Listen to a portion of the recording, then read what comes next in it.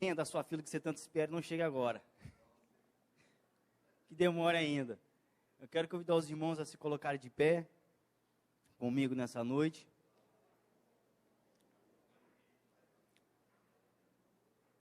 Abrirem as suas Bíblias comigo no livro de 2 Samuel, capítulo 6. Meu amigo Rudinho está presente aí, ó. Graças a Deus.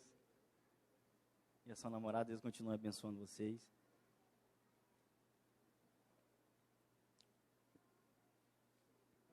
Segundo Samuel 6.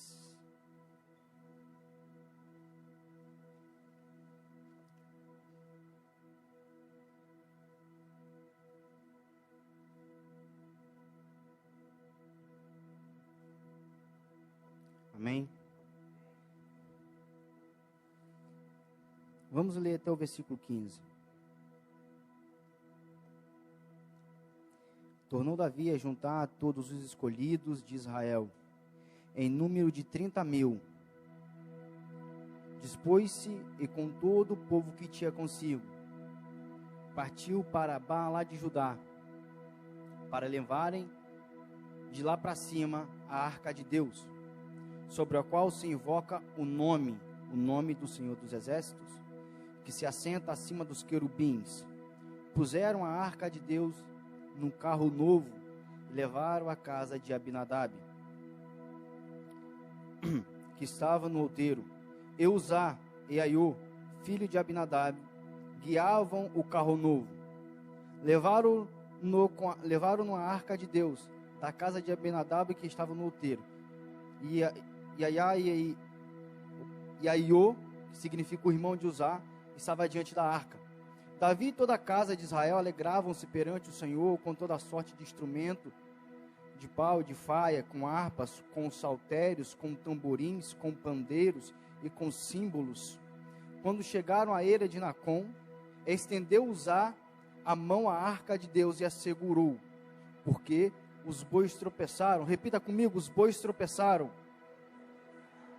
Então a ira do Senhor se acendeu contra Uzá, e Deus feriu ali por esta irreverência, e morreu ali junto à arca de Deus. Desgostou-se Davi, porque o Senhor irrompera contra Uzá, e chamou aquele lugar Perez Uzá, até o dia de hoje. Temeu Davi ao Senhor naquele dia e disse: como virá a mim a arca do Senhor? Não quis Davi retirar para junto de si a arca do Senhor, para a cidade de Davi, mas fez levar a casa de Obed-edom, o geteu. Ficou a arca do Senhor na casa de Obed-edom, o geteu, 3 meses, e o Senhor abençoou a toda sua casa. Então avisaram a Davi, dizendo: o Senhor abençoou a casa de Obed-edom e tudo quanto tem, por amor à arca de Deus. Foi, pois, Davi com alegria, fez subir a arca de Deus da casa de Obed-edom, a cidade de Davi. E sucedeu que, quando levaram a arca do Senhor, tinha dado 6 passos, sacrificavam ele bois e carneiros cevados. Davi dançava com todas as suas forças diante do Senhor, e estava cingindo de uma estola sacerdotal de linho. Assim Davi, como todo Israel, fez subir a arca do Senhor com júbilo e ao som de trombetas. Sente glorificando o nome do Senhor. Senhor, muito obrigado, a tua palavra ela foi lida. Fala em nosso coração nessa noite aquilo que necessitamos ouvir, Deus. Que possamos tirar desse texto, Senhor, aprendizados para a nossa vida cristã, para que possamos viver, Deus, aperfeiçoado todo dia através da sua palavra, em nome de Jesus. Queridos, primeiramente, quando a gente fala sobre esse versículo, esse trecho de 2 Samuel 6, aumenta um pouquinho no retorno, fazendo um favor. Retorno. Amém? Obrigado. A gente não tem como olhar para dentro da palavra do Senhor, o Antigo Testamento, e não ver essa figura ilustre, onipotente, essa figura de poder, né, pastor, de autoridade, que simboliza a Arca da Aliança. Você olha para o Antigo Testamento, Você vê vários profetas, você vê o começo da criação, você vê a saída do povo do Egito, você vê muitas coisas, mas também você vê essa figura ilustre, de imponente força e representatividade, que é a Arca da Aliança, uma aliança. Não tem como também olhar para o Novo Testamento e não ver o homem da aliança, que é Jesus Cristo. Então, quando nós olhamos agora para o passado, lá no começo, quando começou logo no jardim, com todo aquele relacionamento, porque quando o Senhor, Ele fez o homem, Ele fez com o objetivo de se relacionar com Ele, de estar no meio dele, e o homem, ele rompeu com isso. Agora, quando o Senhor levanta outros homens, outros profetas para falar no meio do povo, o Senhor no capítulo 24 de Êxodo, o Senhor falou com Moisés. Quando Moisés ele subiu ao monte, o Senhor chamou Moisés, a sarça queimava, o Senhor chamou Moisés pelo nome e falou: olha, eu sou Moisés, você vai ser alguém, você vai ser um libertador. Então Moisés, particularmente depois daquele dia que teve um encontro com Deus, Moisés subiu no monte, recebeu a tábua dos 10 mandamentos, e dali em diante ele começou a peregrinar naquele deserto, orientando pela palavra de Deus. Mas no capítulo 24 de Êxodo, se você for abrir, no capítulo 24, Deus ele confirma a aliança com Moisés. No capítulo 25 ao capítulo 30, Deus vai falar para Moisés: olha, Moisés, faça para mim um tabernáculo. Olha, Moisés, faça para mim um propiciatório. Olha, Moisés, faça para mim uma arca da aliança. E a Bíblia diz que assim foi feito no capítulo 35, no capítulo de número 30, no capítulo de número de 36 ao 38, você vai ler e vai estar escrito assim: e assim Moisés fez, e assim foi feito, e assim foi feito. E a primeira coisa que Deus pediu para que Moisés fizesse foi o tabernáculo, um ambiente onde ficava a Arca da Aliança, onde queria ficar, porque na verdade, um ambiente significava naquele lugar, o lugar onde que a presença de Deus ia permanecer naquele lugar, aonde que a presença de Deus está no meio do seu povo. Tanto que o meu pastor muitas vezes fala isso, que o verbo tabernaculou, armou tenda. O que isso quer dizer? Que o verbo de fato, ele andou, ele permaneceu. Porque quando o Senhor falou em Êxodo 25, versículo 8, quando ele fala: olha, foi o pedido do próprio Deus, faça que eu habitarei naquele lugar. Eu habitarei ele. A palavra habitar, de fato, significa, no hebraico, permanecer, morar. Então, o que Deus estava querendo dizer para Moisés? No começo: olha, Moisés, faça um tabernáculo, porque eu não quero que o meu povo me conheça de longe. Eu quero permanecer no meio deles. Eu quero andar no meio deles. Eu quero estar no meio deles. Porque esse elo foi quebrado, mas agora eu quero ter esse compromisso, eu quero ter esse relacionamento. Eu quero permanecer no meio do meu povo. Faça esse tabernáculo para mim, porque eu quero morar, eu quero estar no meio deles. E quando você for pegar o sentido do tabernáculo, a Bíblia fala que é o tabernáculo, a glória de Deus naquele tabernáculo, e ao redor do tabernáculo tinha todas aquelas 12 tribos, porque no centro estava o tabernáculo de Deus, aonde manifestava a glória de Deus, e dentro do tabernáculo estava a Arca da Aliança, depois do véu, onde que o sacerdote ficava. A Arca da Aliança, ela tinha uma representatividade e uma tipologia, queridos, muito profunda e muito grande, porque talvez nós estamos lendo o livro de 2 Samuel e ainda não chegamos lá, mas é necessário eu falar um pouco dessa introdução para entendermos qual é a representatividade e a importância desse objeto, porque não é apenas, pastor, um objeto como qualquer outro, não é apenas uma arca como qualquer outra, não é apenas um caixote de madeira revestido de ouro como qualquer outra, é algo diferente, Luciano, é algo importante, é algo que apontava para uma profecia, é algo que apontava para alguém que ia vir e quer ser um salvador do mundo. Quando lemos a palavra do Senhor, ou quando vemos alguns eruditos ou estudiosos da palavra de Deus, trazendo essa tipologia da Arca da Aliança, começamos a entender algumas coisas. Primeiro, acerca da Arca da Aliança, quando o Senhor falou para Moisés: olha, faça para mim uma arca de madeira de acácia, ou madeira cipreste, como algumas bíblias falam, a madeira do deserto. Essa madeira, na verdade, o que era uma arca? Uma arca era feita de madeira e ela coberta por ouro, ouro puro.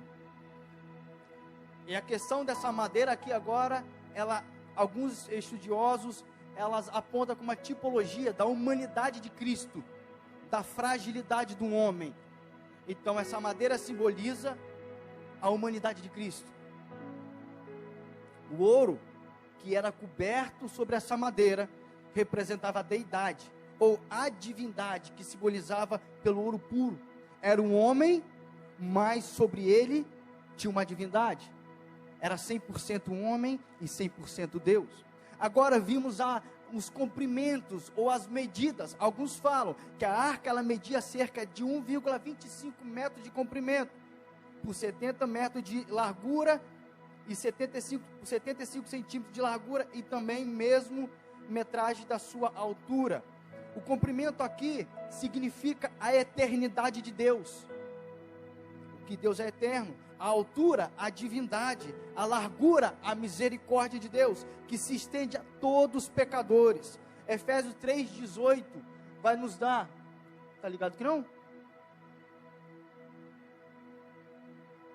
Efésios 3,18 vai mostrar sobre, era bom, tá esperando aí? Amém, deixa eu abrir aqui.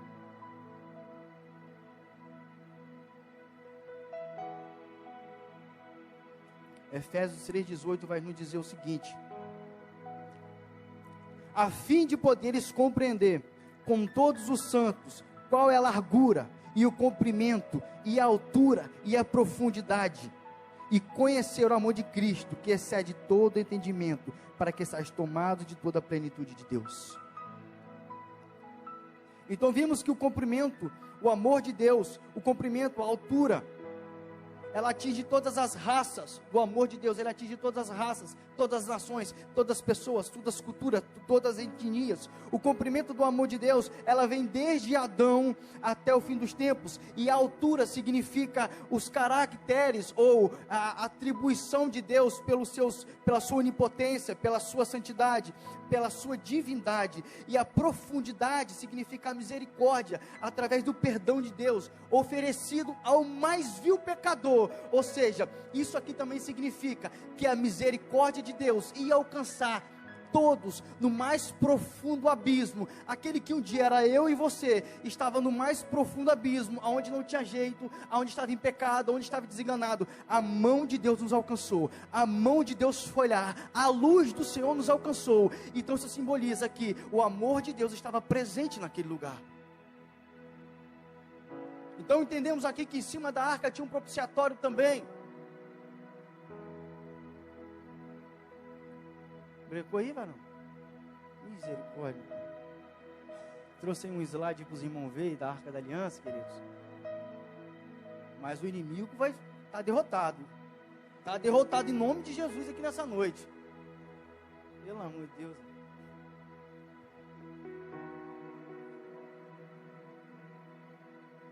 Glória a Deus, mas vamos lá. Querido, só para você entender, que eu trouxe a imagem para ficar bem claro na mente dos irmãos. A Arca da Aliança, em cima da Arca da Aliança tinha um propiciatório, onde que tinha 2 querubins. E as asas desses 2 querubins, elas os cobriam. E um tocava na ponta da outra, fechando a Arca da Aliança, abraçando. E esses 2 querubins, eles estavam olhando para dentro, para baixo. E ali no meio daquele propiciatório é onde que a glória de Deus ele se manifestava. Talvez ali naquele momento, não entendemos, mas já havia uma profecia muito grande, referente ao que estava dentro e o que simbolizava. Porque aquilo não só simbolizava o amor de Deus, não só simbolizava a tipologia do próprio Cristo, apontando para o Novo Testamento, apontando para alguém que viria. Mas quem seria essa pessoa? Porque dentro agora, pastor, vimos 3 coisas absolutas que nos caracterizam, que nos confirma quem é essa pessoa. Porque dentro da Arca da Aliança tinha o decálogo, ou a tábua dos 10 mandamentos. Tinha a vara de Arão que floresceu. Ô glória, tá surgindo devagarzinho. E tinha o maná que veio do céu. E o interessante é que quando a gente fala da primeira coisa, sobre as tábuas dos 10 mandamentos, que estava a segunda tábua dos 10 mandamentos, que estava dentro da Arca da Aliança, o que representa a lei, o que representa a justiça no meio daquele povo. Agora em Mateus 5, 17 e 18, o próprio Cristo fala: não penseis que eu vim revogar a lei e os profetas, mas eu vim cumpri-la, a lei. Não, você não entendeu. quem estava dentro da Arca da Aliança eram os 10 mandamentos, a lei. E quem representou a lei para cumprir a lei foi o próprio Cristo. Apontava já para um homem diferente, apontava já para alguém que viria, para o amor profundo e eterno. Agora, quando você olha para dentro daquela, você vê uma vara de Arão que florescia. Uma vara de Arão significa ali naquele momento o escolhido, o ungido, uma vara que representa totalmente poder que o Senhor usou na antiguidade, na época de Moisés, de Arão, para fazer maravilhas. Símbolo de escolhido, de unção, porque no meio daquelas tribos, daqueles homens, Deus escolheu Arão, ungido, ele o escolheu, de acordo com que diz em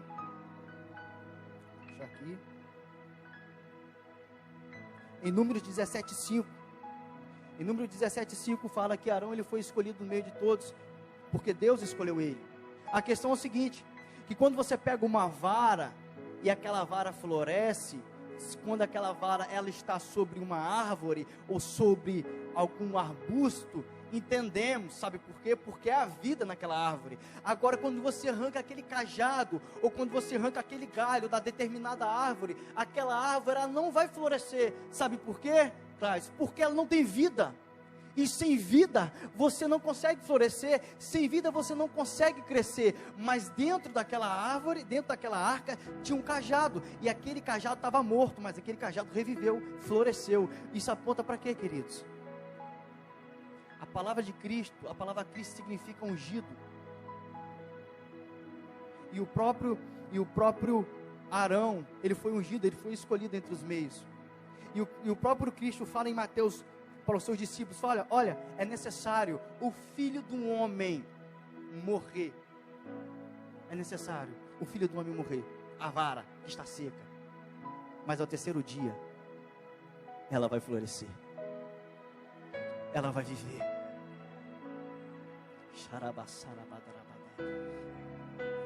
E agora, tinha o maná dentro da arca. O maná, o que é isso? O que significa? Era o pão que veio lá do deserto que o povo comeu. Agora João 6,51, Jesus fala, eu sou o pão vivo que desceu dos céus. Aquele que comer de mim não mais terá fome.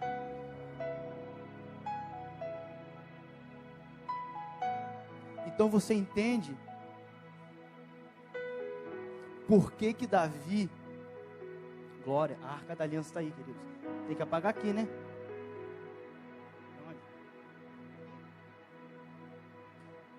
Aí, queridos, mistério aí, ó.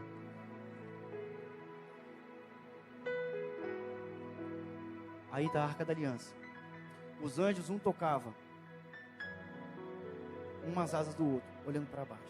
Talvez o que ele estava apontando ali era o seguinte: aqui dentro há uma graça que ninguém ainda conhece, mas essa graça se manifestará através de um que virá.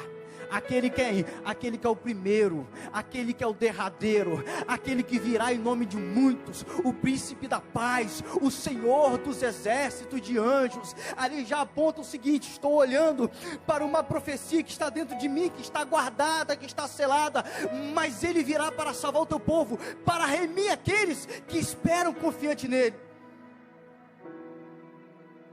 A questão que por isso que quando olhamos agora para o livro de Samuel, quando vimos esse amor e esse desespero de Davi falando, olha, eu quero ir lá buscar essa arca, porque entendemos que isso aqui não é somente um objeto, isso aqui representa algo de impotência e de poder, a própria presença de Deus, a manifestação do Filho de Deus, porque a Bíblia fala que o Novo Testamento é sombra do Velho.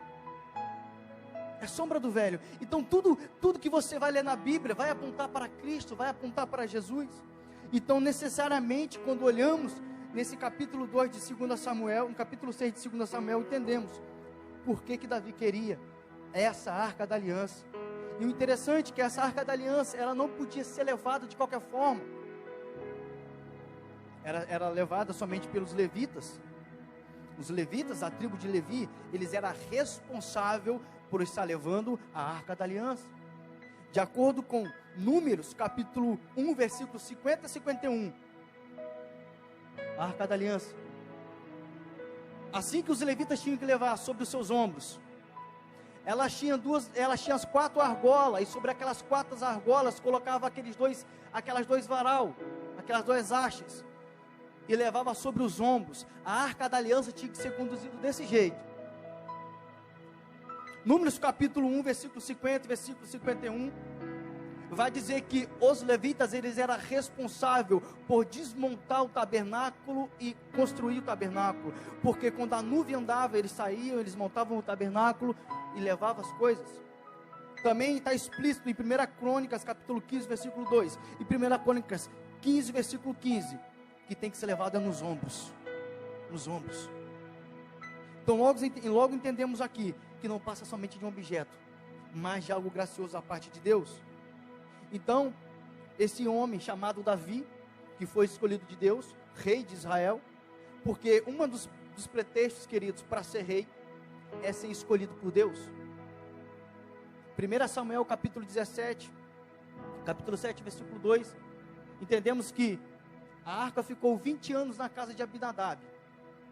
Tudo começou quando, lá no 1 Samuel capítulo 6, em 1 Samuel, onde que os filisteus, eles guerrearam com o povo de Israel, e mesmo assim, oh meu Deus, fala Senhor, está furioso aí, e mesmo assim, queridos, eles levaram a arca da aliança do Senhor, e quando levaram a arca da aliança do Senhor, a Bíblia diz que a glória de Israel se foi, simplesmente pela desobediência de Ofni e Finéias, porque eram sacerdotes, filho de Eli, e como sacerdotes, filho de Eli, a Bíblia diz que eles fizeram o que era mal perante o Senhor, eles se deitavam contra as mulheres, eles escolheram outros caminhos, e o fato que a arca da aliança foi levada, a glória de Deus foi levada, glória a Deus, a glória de Deus foi levada de Israel. Agora sim, quando a glória de Deus foi levada de Israel, Saul reinou, mas Saul não se preocupava em trazer aquilo que representava um poder e algo que manifestava a presença de Deus tão grande. Ficou 20 anos na casa de Abinadab, e esses 20 anos, esquecida. Agora aquele que assumiu o trono, o primeiro homem que assumiu o trono, um homem segundo ao coração de Deus, porque ele foi escolhido pelo Senhor, foi ungido por Samuel, porque na verdade Deus, ele não queria somente um rei, porque a experiência que Deus tinha com Saul, o Senhor falou assim: olha, eu não quero somente um rei, eu quero mais do que isso, eu quero um pastor.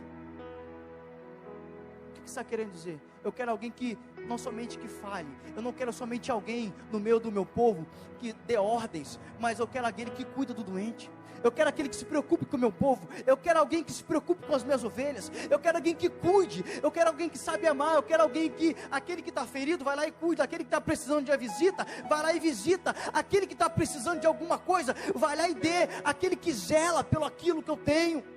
Eu quero um pastor, eu quero alguém que saiba se portar com o meu povo. Então eu não quero só um rei. Então Deus agora vai lá atrás das malhadas e tira um homem chamado Davi, um homem pequeno, mas que cuidava das suas ovelhas com a sua vida, porque a Bíblia diz que tinha um leão e um urso querendo matar suas ovelhas, mas ele protegia com a sua vida. Deus falou assim: olha, essa pessoa que eu quero, uma pessoa que cuida das minhas ovelhas. Eu não quero somente qualquer homem, eu quero um pastor.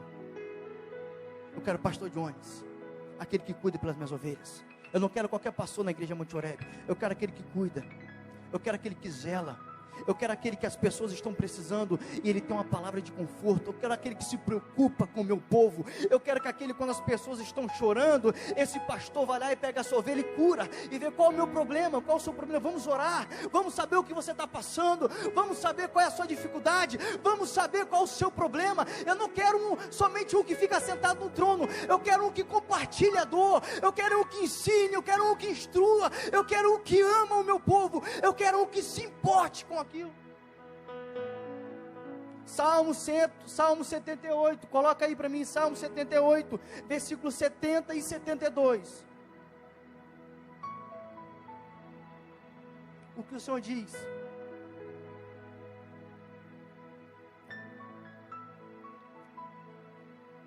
Salmo 78, 70 e 72.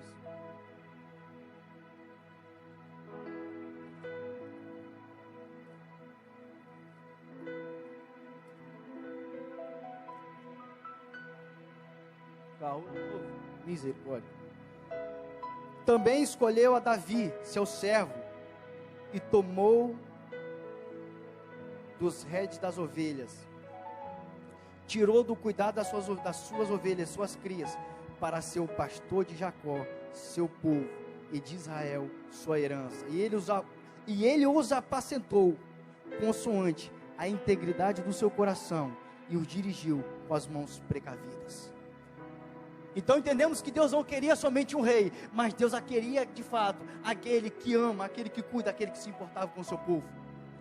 Então o Senhor agora levantou o pastor, e diante desse fato, queridos, vamos entrar agora no textualizar Samuel capítulo 6, porque quando Samuel capítulo 6, Davi falou assim, olha, a diferença de um rei e um homem segundo ao coração de Deus, é que ele entendeu o seguinte, hoje eu governo Israel, foi a posse de Davi em Israel, e falou, olha, hoje eu governo uma nação grande, mas eu não quero somente governar sozinho, eu quero que aquilo que simboliza a arca de Deus, que simboliza a presença de Deus, esteja comigo. Em outras palavras, o que ele estava querendo dizer, olha, eu não quero governar sozinho, quem me trouxe até aqui foi o Senhor, quem me trouxe até aqui foi o Senhor, quem abriu as portas para mim foi o Senhor, quem me colocou no trono foi o Senhor, agora quem tem que governar comigo é o Senhor.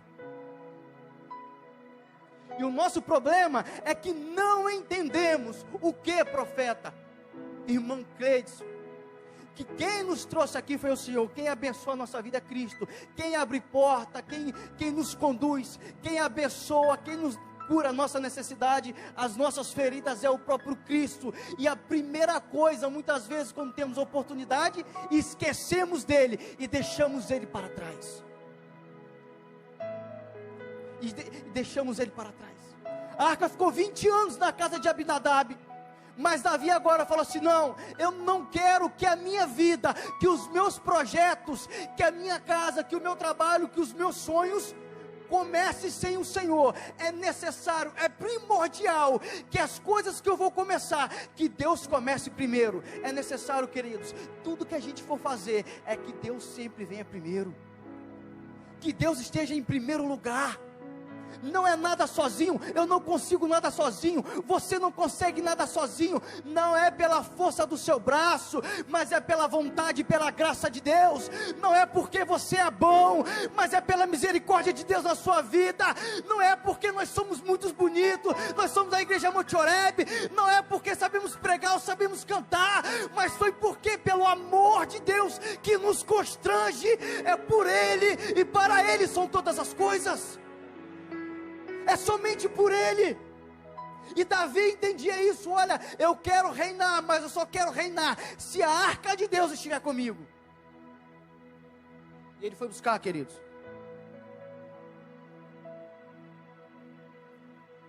Haja vista as dificuldades que passamos, e todos os problemas, Davi ele se lembrou, olha, primeira coisa que eu vou fazer é lembrar do Senhor, é lembrar do Senhor na minha vida. Eu vou buscar essa arca. Se alguém esqueceu de Deus, se alguém esqueceu da presença de Deus, não tem como esquecer, queridos, porque sem Deus nada dá certo. Sem Deus a nossa vida, ela não dá certo. A nossa vida entra em crise. A nossa vida, ela começa a vir para trás. A nossa vida, ela começa a entrar em frustração, em ansiedade, problemas. Sabe por quê? Porque o que nos falta é a única coisa, a presença de Deus. E ele falou a única coisa, eu não vou governar sem a presença de Deus na minha vida. Porque ele sabia que para a sua casa ser salva, que para a sua família ser salva, para a sua vida ser salvo, para que os teus filhos sejam salvos, para que as portas de emprego se abram. Primeira coisa, na minha vida, tem que ter a presença de Deus. Vou buscar Agora eu posso imaginar, Davi preparou 30 mil homens e foi buscar a arca do Senhor, com alegria, falando: vou buscar aquilo que simboliza a presença de Deus, aquilo que simboliza algo imponente, motivo de cobiça, motivo de poder que o Senhor se manifestou. Eu vou buscar. Queridos, ele tinha uma boa vontade muito grande, mas quando os filisteus levaram a arca para a casa de Abinadab, a Bíblia diz que os filisteus colocaram em um carro novo, ou uma carroça de bois. Mas eles colocaram uma carroça de bois, porque eles não sabiam da instrução da palavra, porque eles não faziam parte da promessa de Deus, e nem faziam parte da promessa do seu povo, porque o povo de Deus era outro. Os filisteus não eram participantes, então eles não sabiam que a arca tinha que ser levada nos ombros, e colocaram a arca da aliança em cima de um carro de boi, e levou para a casa de Abinadab. Quando Davi chegou lá, Davi com uma boa vontade, falou assim: eu vou buscar a arca de Deus, e vou trazer a arca de Deus de novo para dentro de Jerusalém, para a cidade de Davi. Só que a boa vontade, às vezes, queridos, não é tudo que temos, não é tudo que precisamos ter, na verdade, porque como alguns falam naquele ditado, né, pastor, de boa vontade o inferno está cheio. Mas calma, o que você está querendo dizer? Porque não importa, queridos, não importa somente ter boa vontade para fazer, mas é fazer da maneira certa e da maneira correta. Quando agora Davi chegou na casa de Abinadab, ele viu o seguinte: olha, mesmo como eu vou pegar essa arca da aliança, mesmo como ela veio dos filisteus em cima de um carro de boi, eu vou trazer ela em cima de um carro de boi. Mas Davi sabia como que tinha que ser carregada essa arca da aliança, e por quem ela tinha que ser carregada, e o que ela representa. A Bíblia diz agora que o Senhor, que eles carregaram a arca da aliança, e de repente eu posso imaginar o Senhor só lá de cima, vendo, contemplando tudo isso, falando assim: não é desse jeito que você vai fazer. Eu sei que você tem a boa vontade, eu sei que você veio aqui para fazer, eu sei que você canta com boa vontade, eu sei que você prega com boa vontade, eu sei que você dá aula para as crianças com boa vontade, mas calma aí, não é de qualquer jeito que você tem que fazer a minha obra, não. Eu sei que você está em cima do altar, eu sei que você pastoreia, eu sei que você faz tantas coisas para mim, eu sei que você toca, eu sei que você tem essa boa vontade, eu admiro, mas não é de qualquer jeito que você vai fazer a minha obra, não. Porque quando Davi olhou para os filisteus, falou assim: olha, deu certo. O Senhor falou assim: deu certo. Ah, se deu certo lá, eu vou trazer para dentro, eu vou fazer igual. A Bíblia diz que os carros de bois tropeçaram. Cuidado quando os carros de boi tropeçaram na sua vida, tá? Porque quando o carro de boi tropeçou, a boa vontade de usar que ele tinha, ele estava cheio de boa vontade, ele não queria deixar a arca cair, mas ninguém podia tocar na arca, e ele tocou na arca. A Bíblia fala que ele morreu naquele momento. Deus matou porque ele tocou na arca. Sabe qual o problema, queridos? Porque era para ser levado nos ombros do levita, e não de qualquer jeito. O problema é que Davi olhou o que os filisteus faziam, Davi olhou o que o mundo estava fazendo, e ele falou assim: olha, deu certo, você viu? Eles conseguiram, deu certo lá, vou fazer o seguinte, vamos fazer também. Deu certo, tá tudo bem, vamos fazer, sabe? Vamos trazer para dentro da igreja. Deu certo para aquelas pessoas, eles fizeram isso, eu quero fazer também. O problema é quando a gente olha para fora e quer imitar aquilo que está fora, sendo que nós somos uma nação santa, sacerdócio real, nação eleita. O problema é quando Deus nos separa para viver uma promessa e ser participante de uma promessa, e nós insistimos em querer ser igual às pessoas do mundo. Quando Deus nos separa para viver coisas novas, era para viver coisas grandes, e era para viver coisas diferentes. Então por que insistimos em querer ser igual às pessoas do mundo? Porque olhamos para as pessoas e falamos: deu certo lá, então vou fazer igual. Deu certo lá no mundo, deu certo com aquela vida, eu quero ser igual a ela, vamos trazer para cá, eu quero trazer para a minha vida, porque vamos copiar, ó. Ele colocou brinco, está pregando, ele colocou a tatuagem, ele fez isso, deu certo lá, deu tudo bem, vamos. Deus manda ele dizer o seguinte: nós somos povos separados, não é porque o mundo está dando certo que nós temos que copiar, não é porque eles fizeram do jeito deles que nós temos que fazer também. Nós, Senhor, nos chamou para ser diferente, e não é para ser guiado pelas pessoas, por movimentos que está acontecendo lá fora, mas é ser guiado pela palavra de Deus. E a palavra de Deus falou com Davi o seguinte: olha, a arca é nos ombros, não é em cima de carro de boi. E aconteceu que a primeira coisa que eles fizeram, tentando imitar as pessoas, aquilo que não era participante da promessa, Uzá morreu, porque tinha boa vontade. Mas não é só ter boa vontade, mas é você saber fazer para Deus direito. Não é de qualquer jeito, queridos, não é de qualquer jeito. Aí hoje eu estou na presença de Deus, mas amanhã eu vou sair e vou voltar. Cuidado, os bois podem tropeçar na sua vida. E aí?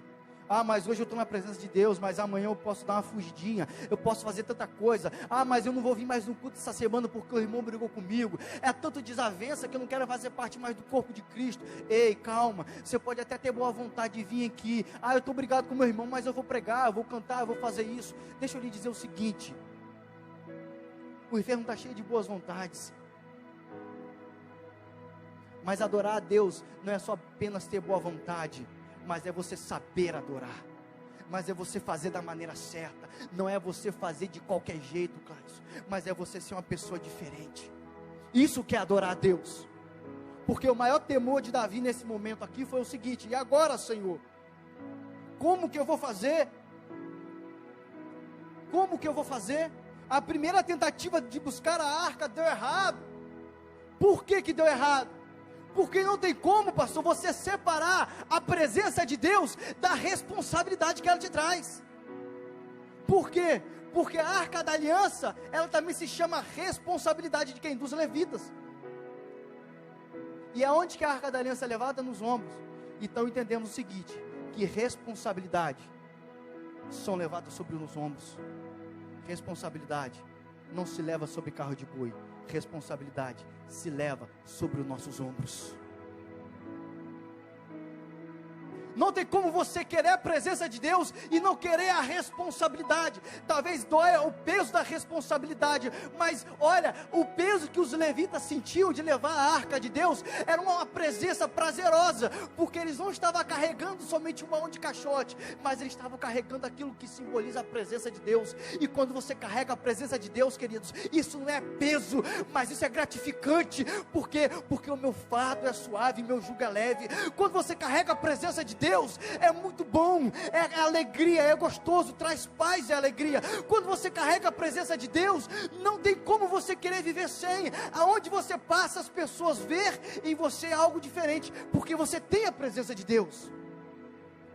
Mas não tem como eu eximir de ter a responsabilidade. O problema é que nós queremos servir a Deus hoje e não queremos tomar responsabilidade como cristão. Talvez essa palavra é pesada, mas é o que vivemos hoje. Não queremos servir ao Senhor, mas a responsabilidade sobre os nossos ombros nós não queremos. Preferimos colocar nossas responsabilidades em cima de outras pessoas, ou de alguma coisa que possa amenizar esse peso. Porque se eu estou cantando, se eu estou tocando, eu quero tocar, mas eu não quero ter responsabilidade. Eu quero pregar, mas eu não quero responsabilidade. Eu quero estar na casa de Deus, mas eu não quero ter responsabilidade. Deixa eu lhe dizer uma coisa: para você ter comunhão e para você ter a presença de Deus na sua vida, é necessário você ter uma responsabilidade. A presença de Deus te chama a responsabilidade. Talvez você tenha entrado aqui, Deus te chamou a responsabilidade há muito tempo, e você ainda tem ficado no banco, tem sido indeciso, não sabe o que você vai fazer, tem vindo só por vir. Olha, você não vai viver coisas grandes na presença de Deus, enquanto você não colocar essa responsabilidade que Deus tem te entregado sobre os seus ombros, e caminhar a direção que Ele tem te falado. Você não vai viver coisas grandes enquanto não pegar essa responsabilidade para você e falar: Deus, eu quero a tua presença, mas eu sei que virá grandes responsabilidades, mas eu estou aqui, Deus, para pegar essa responsabilidade sobre os meus ombros e caminhar com o Senhor.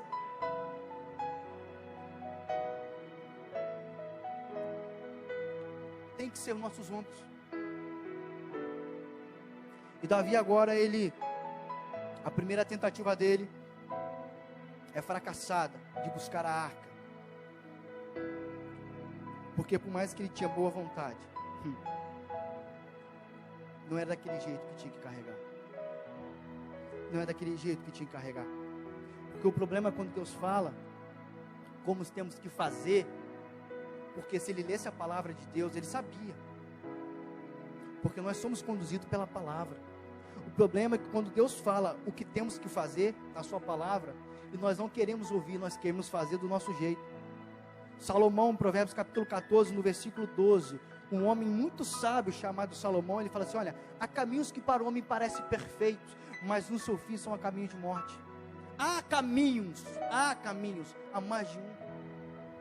Ou seja, quando a gente quer fazer do nosso jeito, há vários caminhos. Todo mundo vai sair daqui, cada um vai pegar um caminho para sua casa.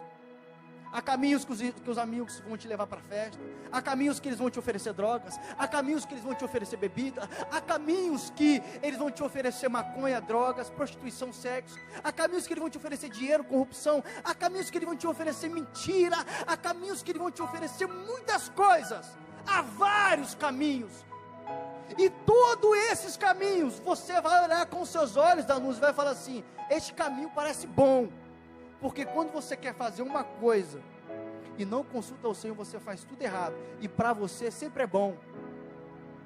E Salomão, ele viveu isso. Ele falou assim: olha, há vários caminhos para um homem que parece perfeito. Então eu vou fazer de qualquer jeito porque parece bom. E no seu final sempre leva a destruição, sempre leva a morte. O que ele está querendo dizer é o seguinte: olha, que todo caminho que um homem segue por si só, sempre vai acabar na ruína. Que todas as escolhas que você sempre escolhe, sem Deus na frente, sempre você vai bater com a cara na trave. Estou querendo dizer que tem pessoas que entraram aqui nessa noite, que Deus manda lhe dizer o seguinte: olha, quantas vezes você vai insistir, neste caminho que muitas vezes não dá em nada. Você sabe que todo dia e toda vez que você tem escolhido, você tem se frustrado. Toda vez que você tem escolhido este caminho, tem dado em nada, tem acabado na ruína, tem acabado na frustração. Ei, os teus caminhos só dá caminhos de ruína. Mas Deus manda lhe dizer também, Isaías 55, 9. Mas Deus fala: como o céu é mais alto do que a terra, assim são os meus caminhos maiores do que os seus. Assim são os meus propósitos, meus planos maiores do que o seu. Deus está querendo dizer o seguinte: olha, por mais que o caminho, por mais que há caminhos para o homem que parece perfeito, mas no seu final são o caminho de morte. Eu sou o caminho que leva à vida, que leva à ressurreição, que leva a Cristo. Eu sou o caminho, eu sou a verdade e eu sou a vida.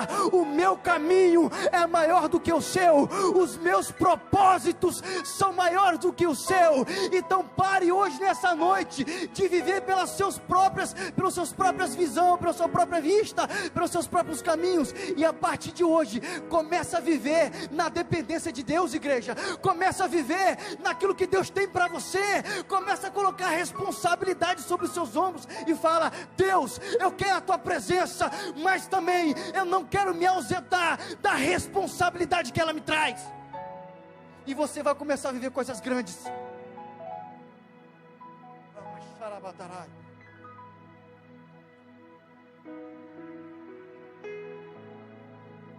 Na segunda tentativa agora, a Bíblia diz que a arca, ela ficou na casa de Obed-edom.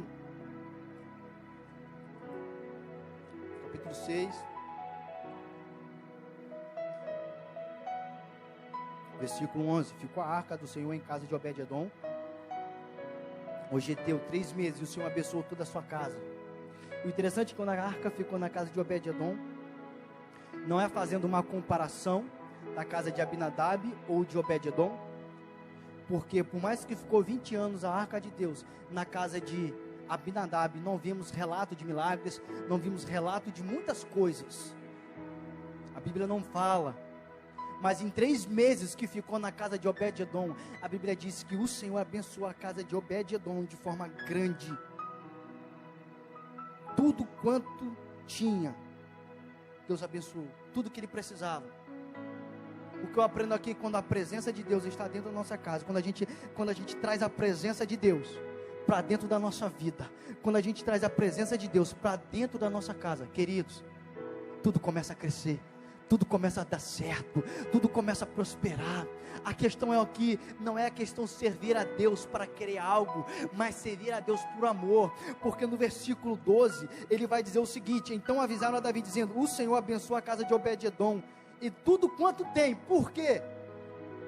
Aí depois fala, por amor da arca de Deus, por amor da arca de Deus. Sabe o que eu aprendo? Que enquanto você zela pela presença de Deus no meio da tua casa, enquanto você zela pela presença de Deus no meio da tua vida, enquanto você cuida daquilo que Deus colocou nas tuas mãos, quem cuida da tua família é o Senhor, quem cuida da tua casa é o Senhor, quem cuida dos teus negócios, quem cuida dos teus filhos, quem cuida de todas as coisas que você tem é o próprio Senhor. Enquanto você ama a presença dEle, enquanto você zela pela presença dEle, enquanto você fala, Deus, eu te amo, e não quero mais fazer nada de qualquer jeito, mas eu quero fazer do jeito certo. Buscar primeiramente o reino dos céus, e as outras coisas serão acrescentadas. Porque talvez o que nos falte é levar para dentro da nossa casa a presença de Deus. Não tinha, a Bíblia fala que faltou alguma coisa na casa de Obed-edom, não, mas Deus abençoou, Deus supriu, porque a presença estava ali, por amor à arca. A casa podia ser simples, a casa podia ser pobre, mas tinha a presença de Deus. A casa podia não ter janela, não podia nem ter porta direito, tudo caindo, mas tinha a presença de Deus. Ei, glória! Não tinha ar-condicionado a casa, mas tinha a presença de Deus. Não tinha televisão de 50 polegadas, não tinha piso porcelanato, era uma casa simples de Obed-edom. A geladeira não estava cheia, não tinha picanha de R$29,90. Eita, mas tinha a presença de Deus. Eu quero dizer para você nessa noite, não importa como a sua casa é, mas uma coisa eu digo para você, se a tua casa tiver a presença de Deus, é isso que vai suprir todas as coisas da sua vida. Não importa se a geladeira está cheia ou está vazia, se você abre a despensa, se está faltando não tem, mas se tiver a presença de Deus, ei, as pessoas vão entrar ali e vão sair impactados de uma glória que nunca sentiram.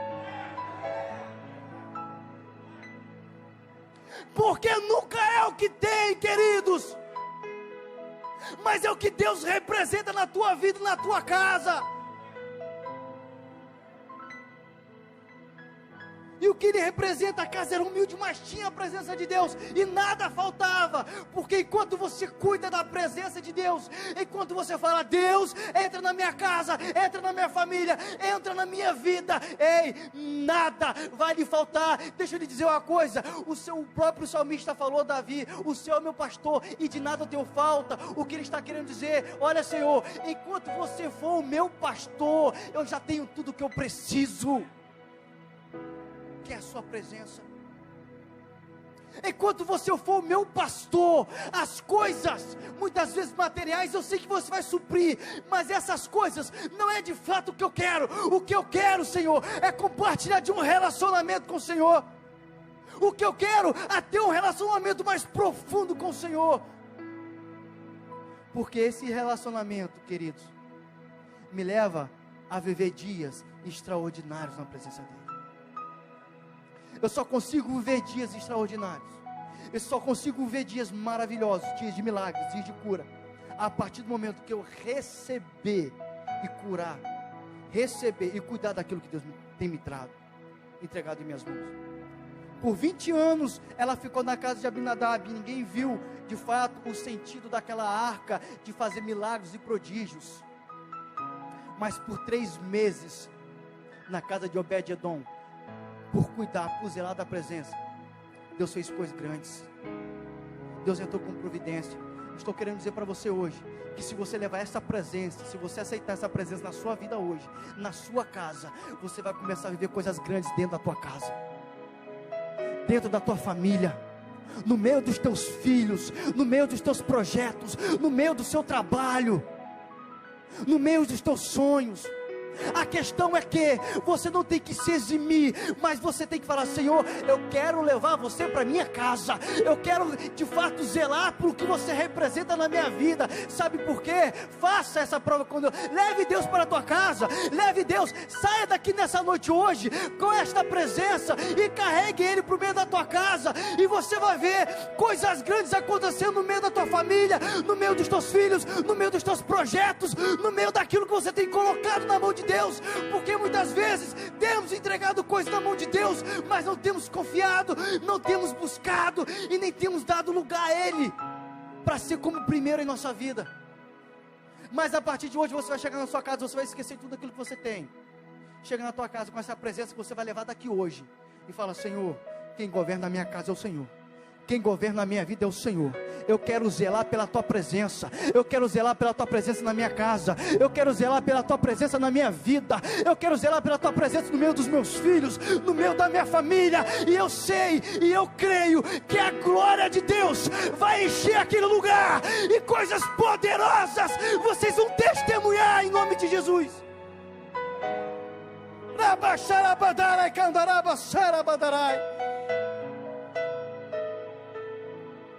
Fique de pé comigo nessa noite.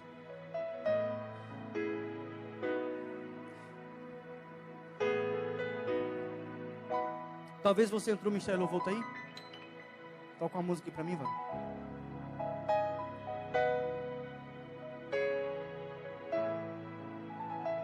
Queridos, talvez você entrou aqui com uma visão diferente, falando: Senhor, tudo que eu faço está errado, tudo que eu faço está errado. Eu preciso que a minha vida, ela tenha um relacionamento mais profundo com o Senhor. Eu preciso que tantas coisas, Senhor, que eu tenho feito e tenho batido a cara no muro, tantas coisas que eu tenho feito e não tem dado certo, porque eu tenho de fato feito com as minhas próprias vontades e não tem feito na direção de Deus. E tudo, Pai, parece que está fechado, tudo parece que não dá certo, tudo parece que não está fluindo. Sai do teu lugar que eu quero orar por você nessa noite. Sabe por quê? Porque a única coisa que te falta é o seguinte: você parar de se esforçar com as suas próprias forças e colocar Deus na frente. Eu quero orar pela sua vida, porque você vai sair daqui com uma convicção, que você não vai mais agir pelas suas próprias vontades, mas primeiramente você vai colocar Deus na frente. Enquanto você agir pelas suas próprias vontades, os bois vão tropeçar e vai dar problema para você. Mas enquanto você colocar Deus na frente e falar: Senhor, eu quero você colocar o Senhor na frente de tudo, ei, as coisas vão acontecer na tua vida. Eu creio nisso. A tua família Deus vai resgatar. A tua casa, as coisas vão acontecer. O teu filho, Deus vai salvar. Deus vai alcançar pessoas. Sabe por quê? Porque Deus vai estar no meio da tua casa. Sai do teu lugar que eu quero orar por você. Quantas vezes você tem feito coisas que muitas vezes tem insistido, falando: não tem dado certo, mas Deus tem falado: vai dar certo. Oh, aleluia, glória a Deus. Eu não preciso ser sai do teu lugar. Oh, sai do teu lugar.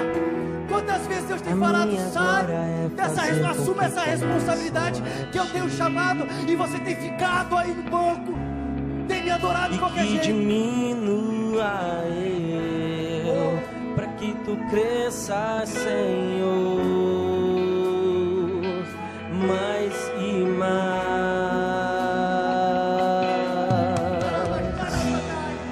E como serafins que cobre o rosto ante a ti, escondo o rosto para que veja tua face em mim, e que diminua eu, para que tu cresças, Senhor, mais e mais. O santo dos santos, a fumaça esconde, só teus olhos me veem. Debaixo de tuas asas é o meu abrigo, meu lugar secreto. Só tua graça me basta, em tua presença é o meu prazer.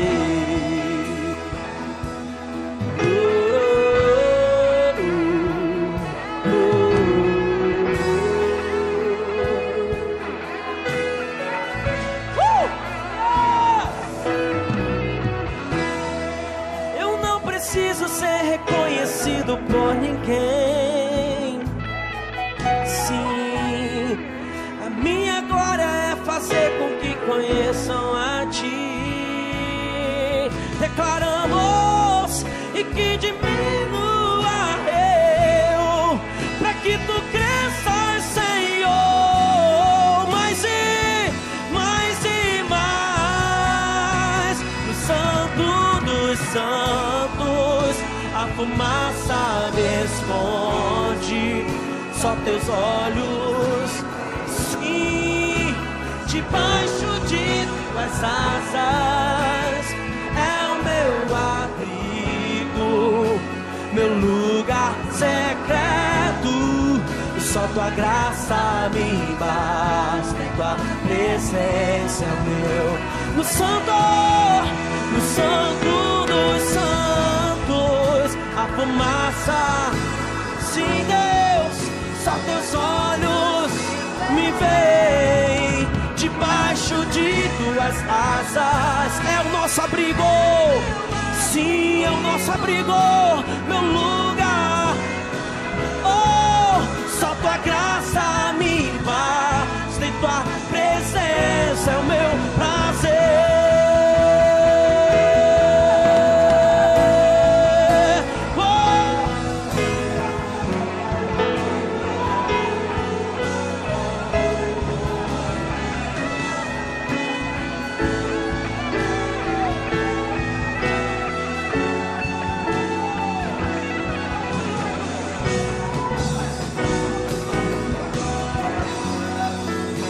Sim, Deus, Santo,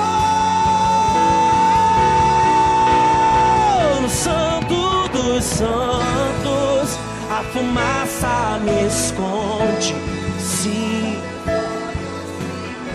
debaixo de é o nosso abrigo, sim, é o nosso abrigo.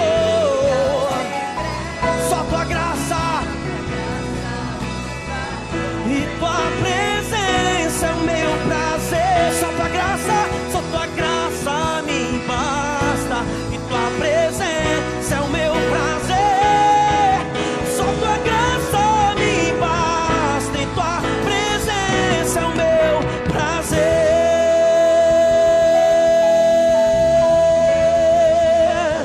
É o meu prazer, Deus. Oh! Queridos, tem mais. Deus está falando o seguinte, olha, tem mais pessoas aqui hoje, que o Espírito falou, não, acabou ainda não, tem mais pessoas aqui, tem mais pessoas que o Espírito está falando o seguinte, olha, eu tenho falado com vocês, eu quero convocar vocês para ter um relacionamento. Quantas vezes vocês têm feito coisas em que muitas vezes não tem dado certo, porque tem feito com as suas próprias vontades, tem feito do seu jeito, mas Deus tem falado, olha, vem aqui na frente, sabe por quê? Porque na sua casa tem que ter o Espírito de Deus, na sua vida tem que ter o Espírito de Deus, no meio da sua família. Ei, larga de fazer as suas vontades e começa a vir fazer aquilo que Deus tem na sua vida. Sai do teu lugar que tem mais pessoas. Deus está falando, não fica com vergonha. Tem mais pessoas que Deus quer falar aqui nessa noite. Cadê você? Cadê você? Sai do teu lugar. Cadê você? Tem mais pessoas nessa noite. Eu sei que tem mais pessoas nessa noite. É o meu prazer. O Espírito de Deus está falando. Olha, eu quero vir aqui porque eu quero conhecer esse Deus. Eu quero ter um relacionamento profundo como eu nunca tive com esse Deus. Porque eu sei, se Ele estiver na minha vida, a minha casa será salva.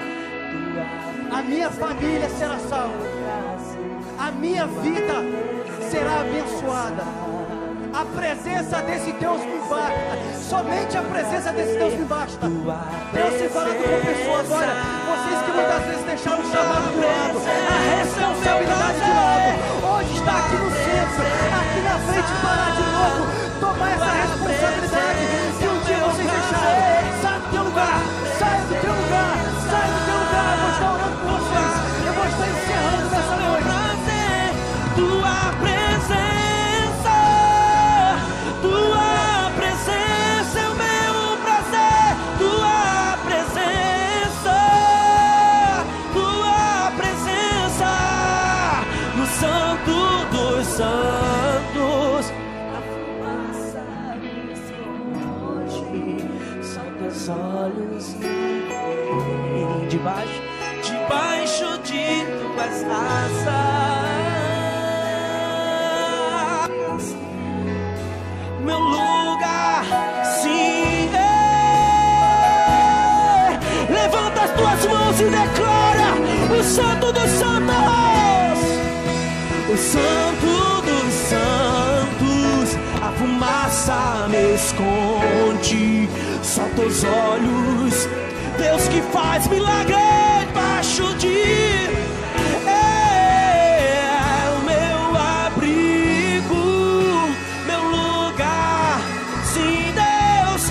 tua graça me basta e tua presença. Vem, Theo, ministra. Vem, ministra nesse lugar. Ministra sobre o Senhor. Ministra sobre a casa. Ministra sobre a família. Ministra sobre a Igreja Batista Monte Oreb. Ministra sobre os visitantes. Nós queremos profetizar a vitória do Senhor. O milagre do Senhor já aconteceu nesse lugar.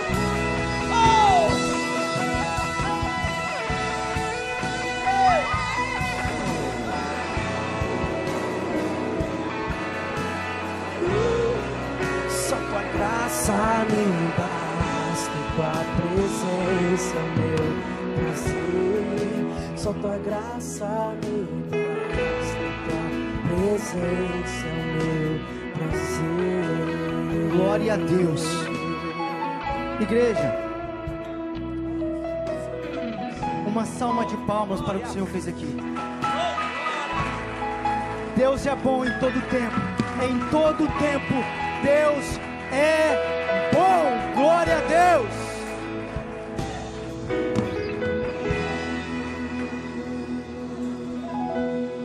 Muito feliz porque meu irmão Rudinho, todos conhecem, filho de Juscelio, homem de Deus, está aqui. E isso é motivo de alegria, queridos, mas uma alegria sem tamanho. Uma alegria tremenda. Esse menino, desde a infância, é meu amigo. A gente corria pelo corredor dessas igrejas. O pai dele todo mundo conhece, homem de Deus. Eu sei que assim que marcou a vida de Juscelio, a vida desse menino também está marcada pelo Espírito Santo. A vida desse menino foi comprada, e o Espírito Santo marcou essa vida. Essa vida pertence ao Senhor. Essa vida é do Senhor, queridos. E nós veremos esse menino ministrando a palavra de Deus, porque nós profetizamos como igreja, como boca de Deus, como homens e mulheres de Deus, porque o que Deus vai fazer nessa vida, eu profetizo, são coisas grandes e profundas, que nós não sabemos, Pai, mas que nós contemplaremos, em nome de Jesus, e que a igreja possa abraçar, em nome de Jesus. Vai abraçar logo, que a igreja possa abraçar. Aleluias. Glória a Deus. Eu quero agradecer desde já a oportunidade que Deus tem me dado. Eu quero passar a palavra para o pastor Jones, nosso pastor amado aí, pastor presidente.